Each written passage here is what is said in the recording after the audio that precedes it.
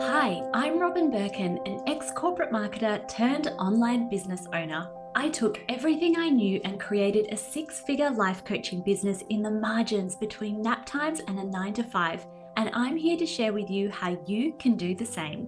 Tune in as I share the raw and unfiltered truths, big lessons, and practical tips to help you build and grow a sustainable breadwinning business online that is both peaceful and profitable. Here, we dive deep into all things online courses, funnels, audience growth, and so much more. If that sounds like the things you want to learn, then welcome to Signature Online Course Secrets. Let's go. Hi, and welcome to Signature Online Course Secrets. Today's episode is going to be epic, so make sure you tune in, settle in, listen up, and of course, make sure that you're subscribed to this podcast because the episodes that we have in the coming months are also equally epic. So today we are going to talk about 5 things you need to fix in order to scale with ease. And this episode was inspired by some thought that I had about what are the most common things that we fix quite easily for women who join us in the Peace and Profit Mastermind to really turn around not only their peace but also their profit. When I mean peace and profit, it is baked right through the program. So what are the fixes that we make to most commonly to people's businesses to help them get to a place that feels really, really great and to where they are seeing growth again or further growth in their business? So when people join the Peace and Profit Mastermind, sometimes things were working and now they're just not, and they don't know what's changed in the market. Some people are on the up and up. Some people are a little bit less further along and really looking for that help to help them jumpstart and really get off the ground. So sometimes it's a mixed bag of people who are joining, but let's say that you are someone who things were working pretty well and now they're just not, and you really want to get back on track. So these are the most common things that we fix in Peace and Profit. And a note that we are currently undertaking applications for early bird enrollments for January 2025. We have a really exceptional deal to join us in the mastermind for early next year. It includes one-to-one time with me, so if that is something that is highly desirable to you and joining the mastermind is something that you've been considering for a while, click on the show notes below, come and check out what's included. You can check out our early bird bonuses as well. It really is an exceptionally run container for people who want some high support and not just like a self-paced course or something like that. If you want someone to be a partner and co-creator in your business, that's me. Hi. And Peace and Profit is the program that is going to help you do that, to help you scale to multi-six figures with ease. So with that said, if you would like to check out the show notes, the early bird offer is available until the 21st of November. So if you're listening to this, go and check it out now. But know that if there are places available, which I can't guarantee that there will be because the calendar is booking up as we speak, if there are places available, you will still be able to get a spot, let's say in December, but you may not be able to secure our early bird bonus. So what are the 5 things we commonly fix in Peace and Profit? Number 1, and this is probably the thing that I have lent into the most with people recently, that because it's just had the biggest impact on the way that we're running our business, but also profit. Number 1 is offers. Your offer suite is like a dance that needs to be choreographed. And I just never see anybody talk about the fact that not all offers play nicely together. So let me give you an example. That $27 offer that you have may be what is blocking people from joining your signature program. So if you know anything about putting together offers, you would typically know that a $27 offer is actually not designed to be a real profit generator in your business. The volume of sales that you would need in order to have a fully thriving multi-six-figure business with just a $27 offer would be ridiculous. you would absolutely need to leverage Facebook ads. And then if you do leverage Facebook ads, which there's nothing wrong with doing that for a $27 offer, they're kind of the rage at the moment, then it's pretty much only going to break even. So in terms of putting together offer suites generally, a hot tip is don't start with the $27 offer. Of all the offers that I typically put together for people, this is the last one, by the way. So let's get everything else completely cooking with gas, and then at the end we'll put together the low ticket offer suite, because it's also not just about one offer. But when I look at people's offers, what I'm looking for is, number one, what is the signature program? And that is, I will die on this hill that you need to have one program that is the dominant hero program in your offer suite, the one that you live launch regularly, the one that becomes the hero of your messaging, because otherwise you're never known for one particular thing or one particular program. You're never really building up that real problem solution awareness cycle, which is a fundamental part of launching. And you're never going to really get the longevity and traction from one particular offer.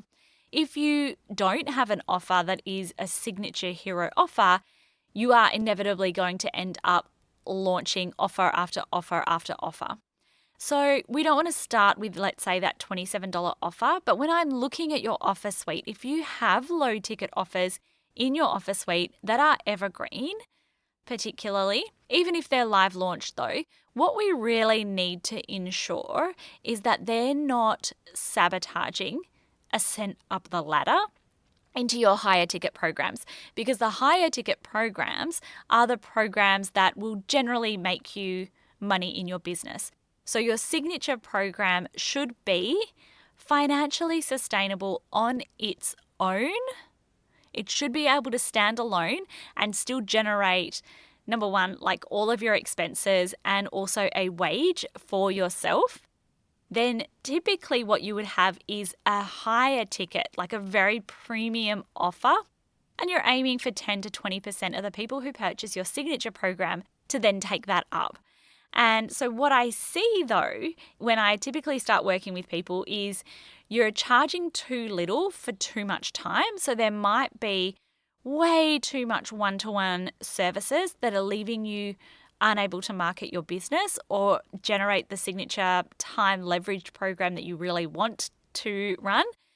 Or you might have just too low prices. You might have a bunch of like $97 courses, and none of them are really giving you the traction or the sustainability that you need. Once we have that in place, we've done some, ascertain or beta round launches of that signature program. We've proven that it's viable in the market. We've gone through and casually built out all of the assets that we really need for launching that program or product. That's when we step into, having run that program, a continuity program, which is a premium offer. And what happens then when you have those two layers of things and the signature group time leveraged program is the hero, you actually get to charge more for your premium products and services, which is the continuity offer. The clients are better because they're the people who have generally joined your signature program and have had some success already. So you're not really going through the basics. You're going through with people who are like at the next step, and they're so much more fun to work with, can I tell you? And that's how we end up generally with an offer suite that plays far nicer together. The other thing that I see sometimes is we're running like a signature online course, but also a signature online membership. And they don't play nicely together either. So really need to ensure, and I'm bullish on this, $27 offers, I'm not saying don't do them. We sometimes release lower ticket offers, but you have to be so careful that then actually supporting ascension into your signature program rather than sabotaging it. And I see this a lot. They're such a tricky product to put out into the market, even though they can be, fantastic and incredible for your business if they're done really well. Sometimes what you might also have is just generally too many offers. We don't want to have a bloated offer suite. Number one, your messaging with a bloated offer suite is going to be really confusing, not just for your audience, but also for you. And, I'm sure you've heard before, a confused mind doesn't buy.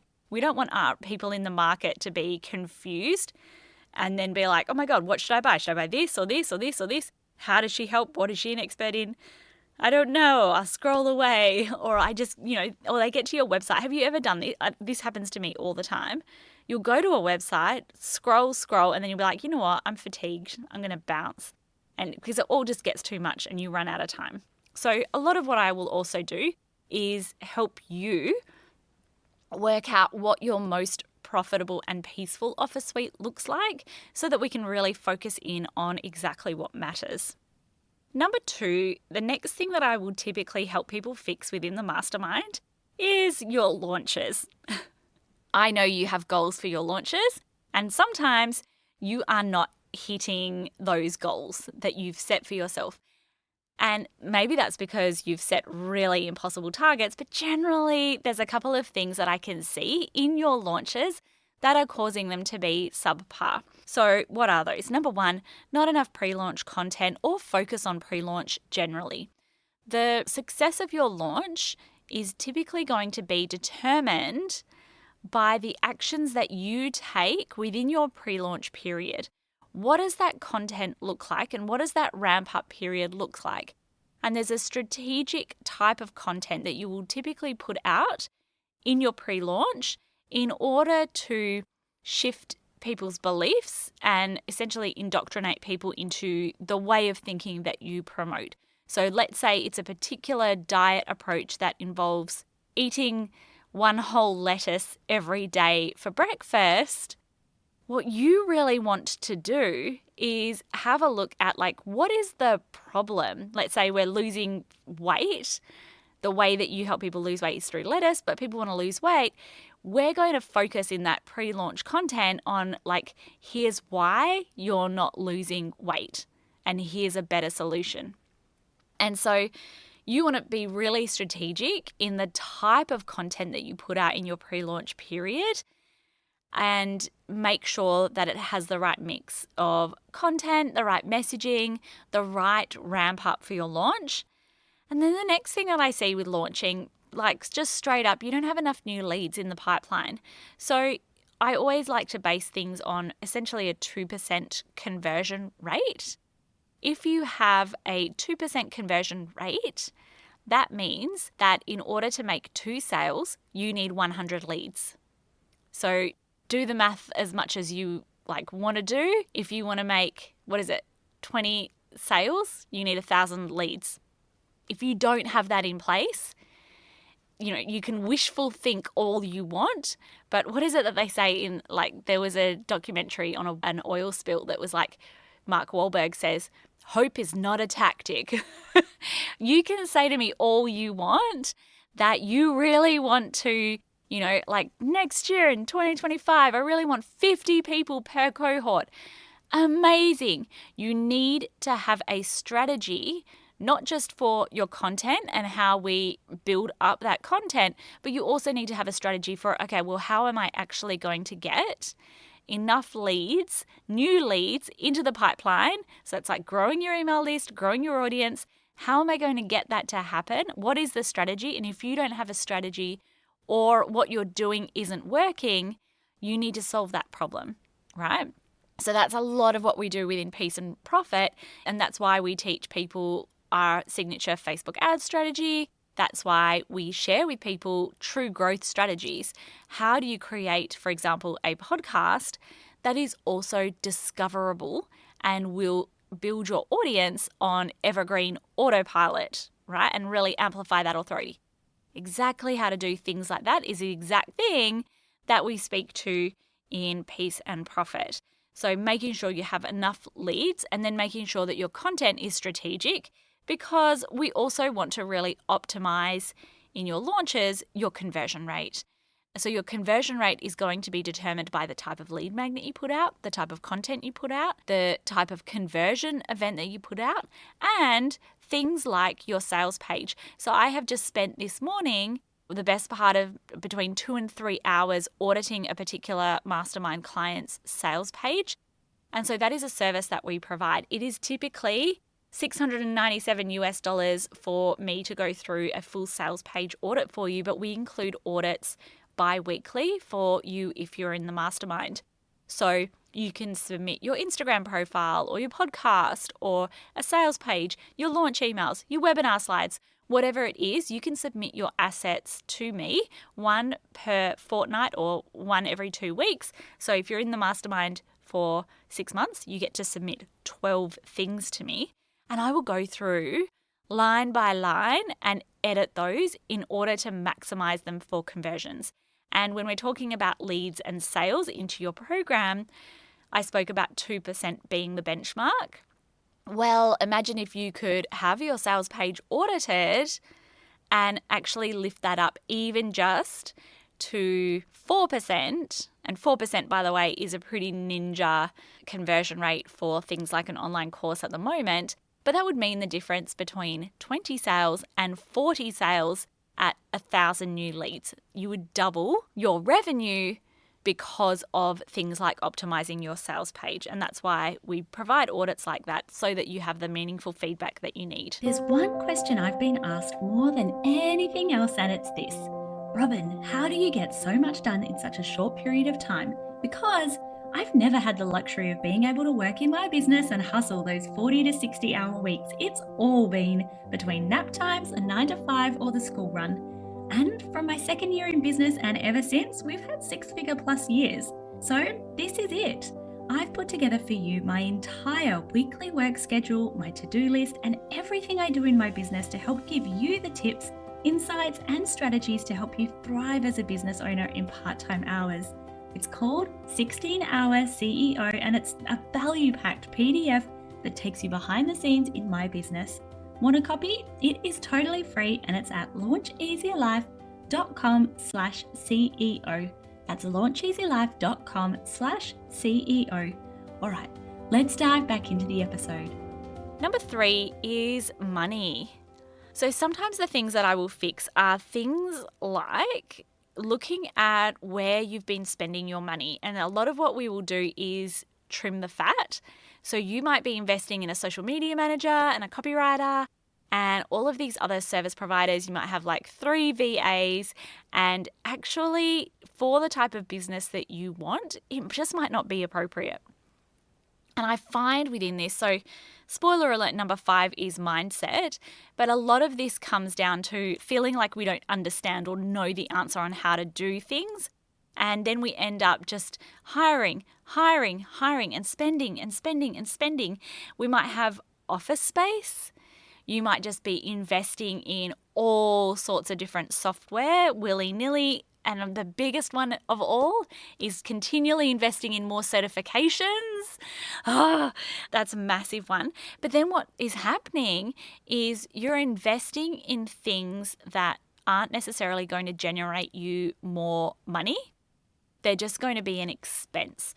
So if you're looking at your revenue from your business, and even if we didn't increase the revenue, which increasing the revenue is one of our biggest goals, but let's say that you didn't increase your revenue, how would we increase your profitability? And one of the first ways to do that is, number 1, if it's not going to be something that adds to your income and has a return on investment, let's not invest in it.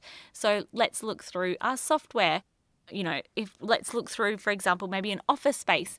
If that's not really needed, then sometimes that just relieves so much pressure because we can cut it out. If it's a software that isn't really needed and there's a simpler way to do things, we can just cut it out. And that can be the biggest feeling of relief, because then instantly what we have done is elevated your profit. But one of the other things that I will do and encourage is where it is something that provides a return on investment that pays dividends, and I'll speak to this in a moment, we might actually increase expenses. And so one of the biggest things that I see in this regard is, for example, you might be paying for an office space, a social media manager, and not noticing any meaningful change. Lots of different softwares and lots of different certifications, and then feeling like you're just still on the treadmill of things not really increasing, but all the while what you haven't got is money invested for things like Facebook ads that is directly going to impact the results that you have in your business. Ditto with, like, we provide audits in the mastermind. If you double the downloads of your podcast, that's a good return on investment. If we go through a sales page audit and you double the conversions from your sales page, you double your revenue. So we want to have a look at the expenses that are things that will directly provide a return on investment that may be compounding.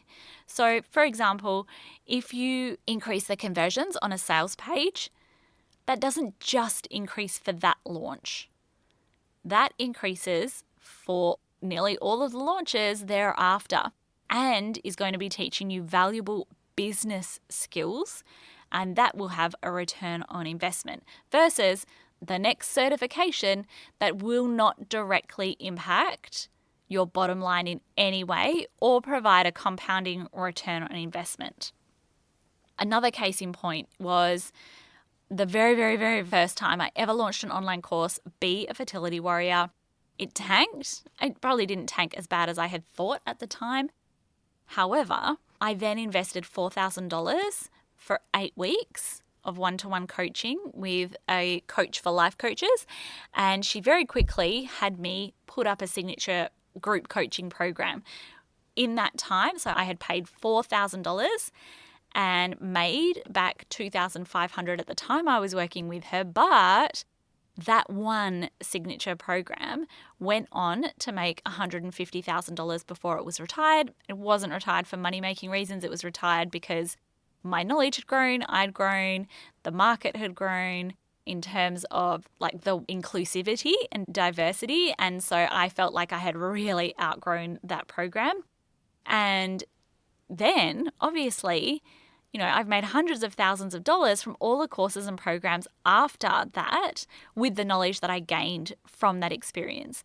So looking at the return on investment and the things that are money-making expenses versus the things that are literally just expenses, like office space, for example, software, for example. The next one, number 4, the next thing that we will fix to help people scale with more ease is content. And in terms of content, here's generally what we find. Number 1, people's content is not simple enough. That sometimes the most simplest content is the content that is actually going to be the most powerful for the growth on your account, by the way.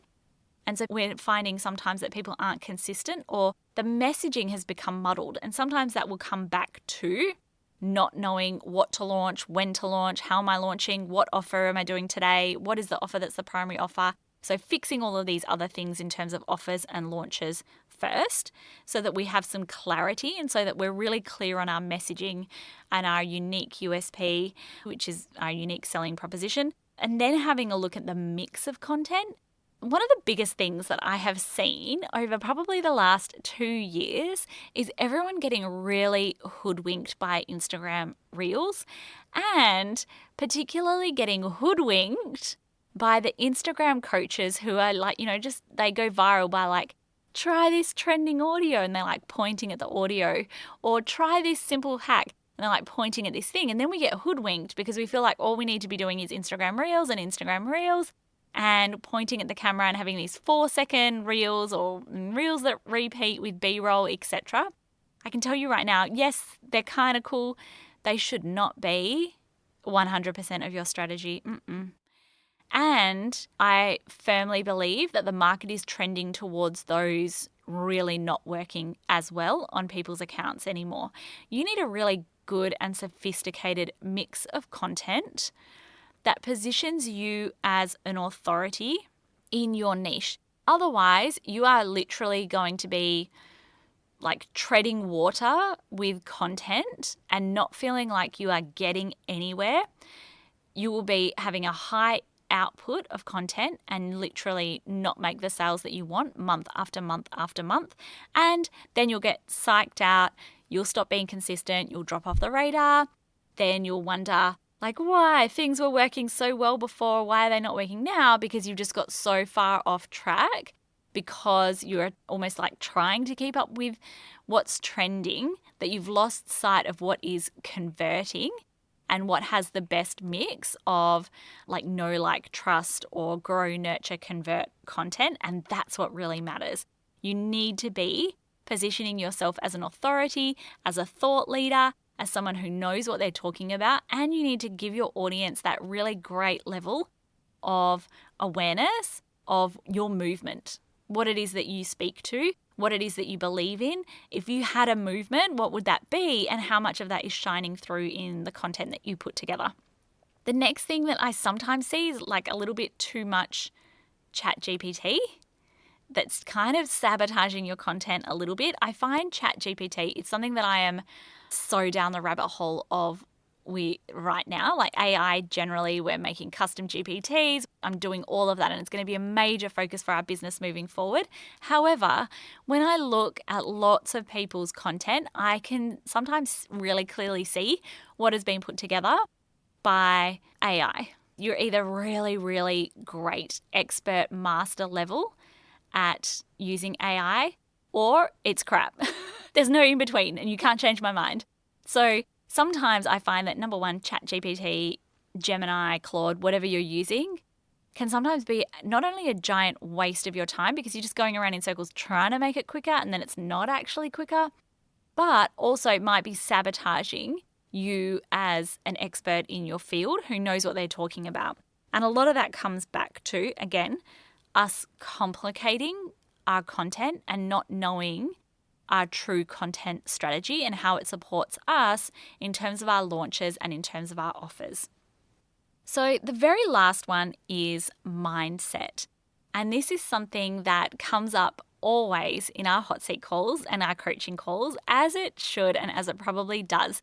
Tactics are something that I'm so passionate about, but it doesn't change the fact that probably 50% of your success in business is actually going to be mindset related. And I'm not talking about like you magically, thought about success and then manifested it. I'm talking about we get shiny object syndrome and we keep bouncing around from thing to thing to thing instead of staying on track and iterating. Sometimes we self-sabotage and we start getting a little bit of success and then we start taking ourselves backwards and then around in circles. Sometimes we get bored in business or think that we're bored. That feels uncomfortable for us. So then we start almost self-sabotaging by chopping and changing or going back to the beginning when actually the point was to be bored in the first place. And also support in launches, mid-launch pivots. That whole support of, when people are going through and like, what do I do now? Like, what are we doing now? What is the messaging telling me? And a lot of that can be that mindset reframe and learning how to pivot through a launch. Launches, in the middle of a launch, we all know that sales go down, applications go down. How do we navigate that and actually ramp up at the end? Stay steady, stay cool, stay calm at the end to have a smashing end of launch that actually generates, potentially 60% of sales within the last 24 hours. And a lot of that comes from having a strong mindset and then just being able to step out of overwhelm, step out of guilt. So the majority of people that I work with within Peace and Profit are juggling so many things. We're juggling parenthood. We might be juggling 9 to 5s. We might be juggling a high calendar of one-to-one calls and really wanting to make sustainable change and grow thriving businesses. And there are going to be times inevitably when it feels like there is a lot to do. How do we step out of overwhelm and continue to make progress through that instead of just being paralyzed through that process? And so mindset is a big thing that we fix as well. Once you fix your mindset, so many things come into place. So specifically, and I've spoken to a lot of it, like what are some of the things that we will help you do when you join Peace and Profit? Number one, we're going to help you get your content messaging and marketing mix right so that you're generating enough leads in your pipeline to reach your revenue goals. And that includes having nurture channels as well as growth channels and having that really good mix through all of your content of growth, nurture, and conversion. We'll streamline your offers and we'll start reverse engineering the numbers. Not enough people will help you do this in terms of looking at, okay, well, what is the pricing that we need? How many sales do we need to make? How many sales is that going to look like throughout the year? What's our promotional calendar going to look like? And how do we reverse engineer exactly how many leads we're going to get and where those leads are coming from? And then, looking at the offers that are the most profitable and the most peaceful. Usually it's going to look like we have less offers. We start with the signature offer, as I said before, and then we go on to a higher ticket / premium offer. And we want to have something that is highly sellable in terms of the price, but also sustainable in terms of revenue for you. We'll typically add higher end offers on the back end. So these are kind of invisible offers. Not many people will ever see them, but they're going to generate quite a bit of cash flow for you on the back end. We help you launch better.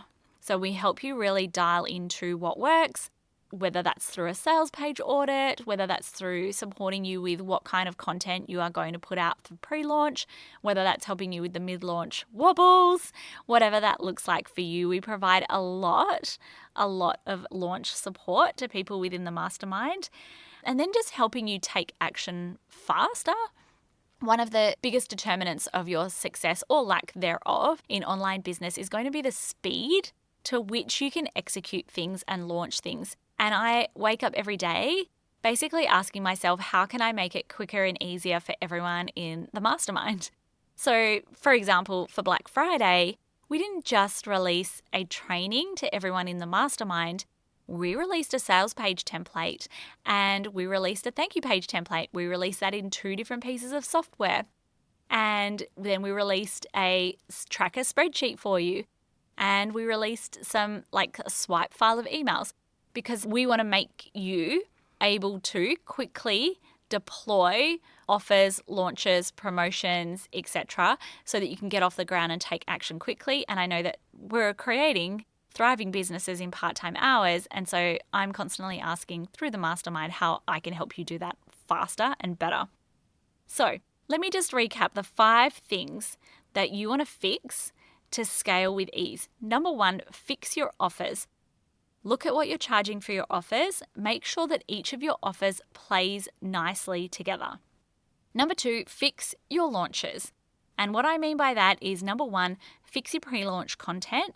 And then start reverse engineering how many leads you need into the runway and fixing how you will get those new leads into your runway for your launches.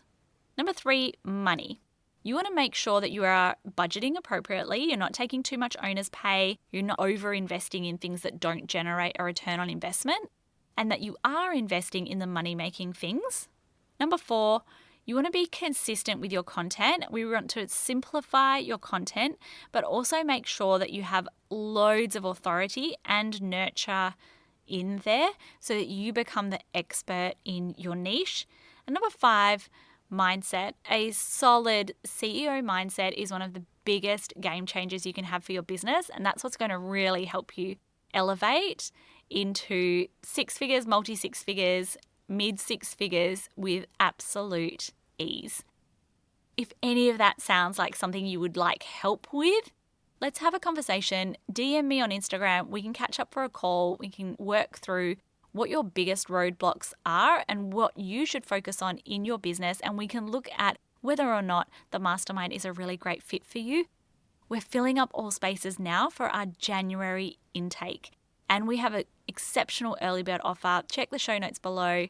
Check it out. I cannot wait to see your application. I'll speak to you soon, hey? Bye. Another episode on the books. If you'd like to continue the conversation and get more super savable tips, come and find me on Instagram at Robin Birkin. Otherwise, make sure you're subscribed, and I can't wait to see you next week.